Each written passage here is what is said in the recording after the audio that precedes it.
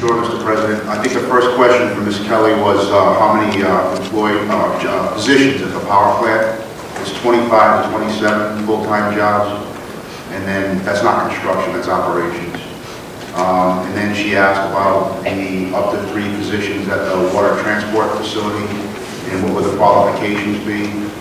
John, you can correct me if I'm wrong, but I'm assuming it'd probably be 2 truck drivers and probably a full-time dispatch employee.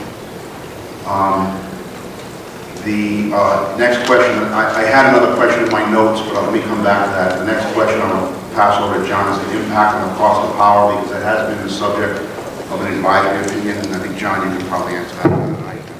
Yeah, in our energy facility siting board application, we included a study that was reviewed by the Public Utility Commission, in terms of the potential cost savings for energy for Rhode Island ratepayers.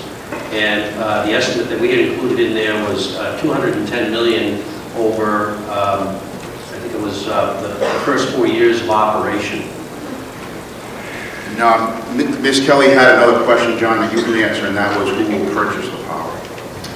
The power is bid into the grid. The grid is controlled by the independent system operator, and then all ratepayers essentially buy that power. When you look at your electric bill, you have a variety of charges on there. One of those charges being energy, and that's where you would see, the rate that you would pay for power. It gets sort of spread over the entire system. I think the final question Ms. Kelly had was the impact in dollars per year on the city. The water transport facility would have a water distribution line that would go into it with a meter.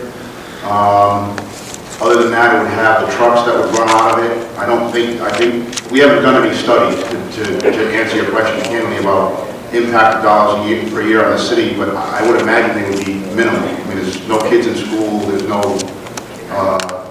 similar impact with a larger business. John, do you have something to add on that? I think she was also asking about the qualifications that the personnel would have for the job. Yeah, so just to elaborate on 25 jobs that would be at the site. You have a site manager. Generally, that's somebody with a college education, with a background in the equipment that would be required to be operated. There'd be an assistant manager with a similar educational background. Then there would be various maintenance managers, for the various trades, piping, electrician, what have you. So, those could be tradespeople. And then, for the jobs that, we're proposing would be at the transport facility, it's really somebody who has the capability with a Class 1 license who could drive a truck. The last question I had, Mr. President, was, the question was, where do you see yourself in 5 to 10 years? And I think I understand the question. It's, if you build a plant, there's a problem, you go bankrupt, what happens? I think Attorney Toby mentioned earlier that a municipality such as Burrillville, takes protective steps. For example, they negotiated a tax treaty so that if the plant's approved, there's ample amount of taxes that are paid to offset impacts, etc. Another thing that they do is you have to provide a decommissioning plan, and that's been done. So if there was a bankruptcy or that type of event, there's a decommissioning plan that has to be funded and in place. You were asked if there were going to be union jobs. Amnesia. There was a question about if those jobs would be union. Oh, okay, I'm sorry. They would be non-union. The operation staff is non-union. Non-union. The plant will be built by union. Thank you.